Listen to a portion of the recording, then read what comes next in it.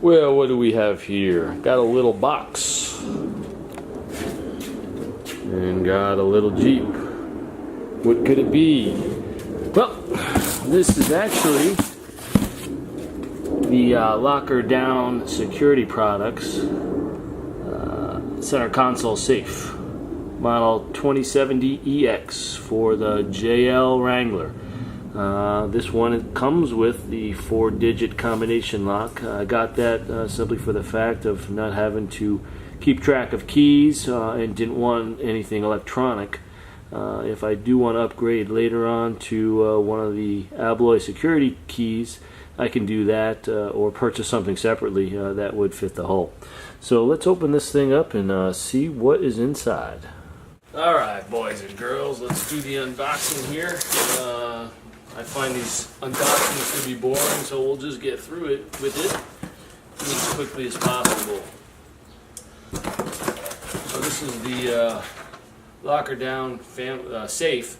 I do want to say that the company actually called me to confirm which product I was getting and to let me know that it was on the way. It says handwritten note here, welcome to the Locker Down family, and little personalization goes a long way. It's boxed up fairly nicely with some foam. Just going to drag the whole thing out.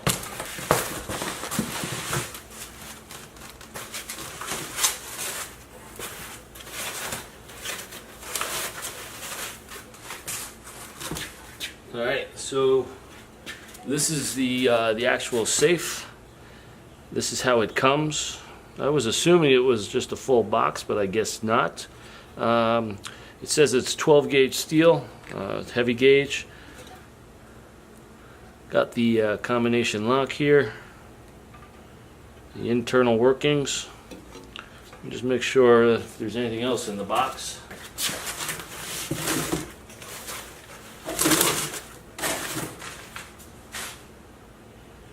Well, that's all that's in the box. I guess we'll see what the instructions have to say, but we'll get to the installation next. Excited to get this in the Jeep, have a place to lock things up, and not have to worry about it when the top is either up or down. Okay, so prior to installation, I just want to show you how this lock works. From the factory, it's set to all zeros. All you have to do is turn the lock and the spring-loaded door opens.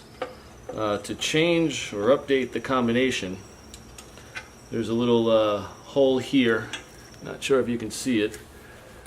A little hole right here. You take a little pin, which they provided, just a regular bulletin board pin.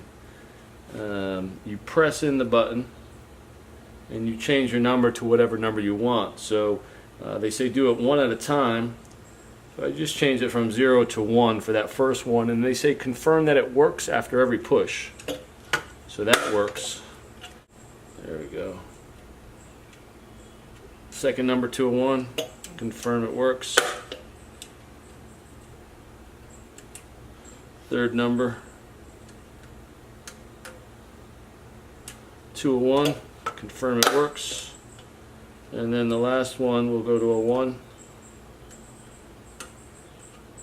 And confirm it works.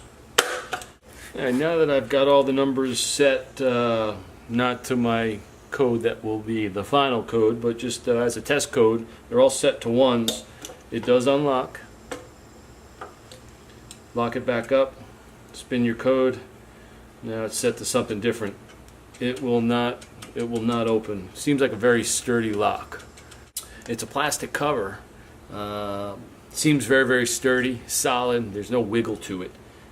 But I'm sure if somebody wants to get into it, they will, but it will certainly help with keeping people out. So we'll turn it all back to 1s, just confirm it works, and it does. It opens right back up.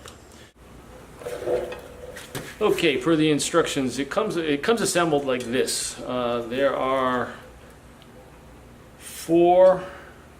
8 bolts or 8 nuts that need to be taken off.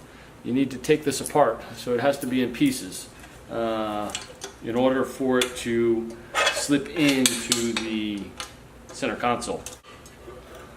All right, now that we got all the pieces apart, I'm gonna go over to the Jeep and get it installed. All right, inside the Jeep now. We got the center console cleared. What we do, this is the right side plate. I'm filming this with holding the camera in one hand, so it's not going to be the steadiest. This bent side up on the top goes towards the top. So you put it in like this, and it gets pressed up against the side. The left side, this is the left side panel. It goes in here like that. Now I'm going to need to use two hands, so I'll do this off camera and I'll show you where things end up. Okay, next part is to put in the lower plate and get the holes lined up with the those studs, the screw studs. So I have both sides in, right side, left side, and bottom plate. And next I'll install the nuts.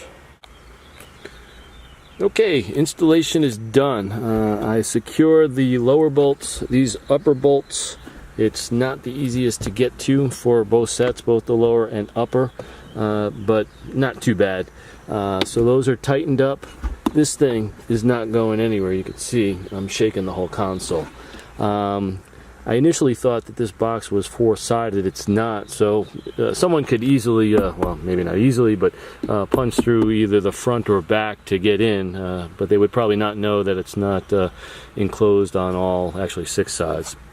The factory rubber mat does fit in there. It bunches up a little bit on the sides, but not too bad.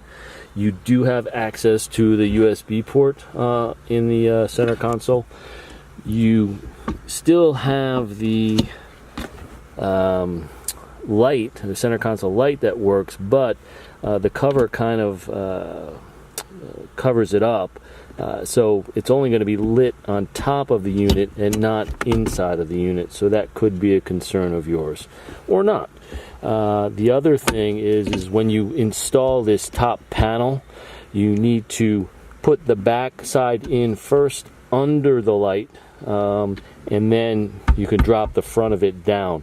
Otherwise, you're not going to get this back piece over the light. So that was it. The center console top closes nicely. You do have a little bit of room to store things on top, but just remember that every time you need to get into the safe, you're going to have to move those things that are on top. Spring loaded, like I said, looks pretty good. Seems to be very, very sturdy. I'm excited to have this, give it some use, and we'll see down the road if upgrading the lock is in order. But at this time, not quite sure. I like the idea of having a combination lock in the Jeep and not having to find and fumble with a key to get it unlocked. All right, everyone, just a little more information on the locker down center console safe. I just realized that if you are looking to get a power cord from the inside USB to the outside through these little ports in the stock console, can't be done. There's no outlet or hole to get the cord out. So that's just an FYI. You could always run it from the front center console, but you're not going to get it through the armrest. It's just not going to happen. So not a big deal to me, but just thought I'd let you know. Also, weapons. I got the safe for a number of reasons, but one of which is for storing a weapon. Haven't tried stuffing this in there yet. This is a Springfield XDM compact 3.8 with a full-size magazine. So it's, although compact in length for the barrel, it's a standard grip length. So here goes. First time trying to get this in, and it does fit. Fits down there fairly nicely. Plenty of room for the gun. It would actually slide around, so it's not in there securely being held in by any of the walls. Getting it through the door is somewhat is tight, but can be done. What about a full-size gun? Well, how about a P226 Mark 25 with an Olight PL2 installed with a Romeo reflex sight? Not sure this is going to fit, have not tested it, but let's see. So this would be a full-size semi-automatic, and it can be done. Sits down there nice and flush with the bottom. Again, getting it through the smaller door is not difficult, but you just need to be careful so you don't bang up the firearm or any of the other attachments. Probably would be easier with the Olight take it off, which we can do. And the reflex, the Romeo sight taken off, but I'm not going to do that here. Need a tool. So it does go in there, so that's good to know. You could, if you wanted to, you could probably pile a few guns in there. So that's just what I wanted to show you regarding weapons. I'm glad they do fit, because that was one of my concerns. And we'll be off to the next project shortly.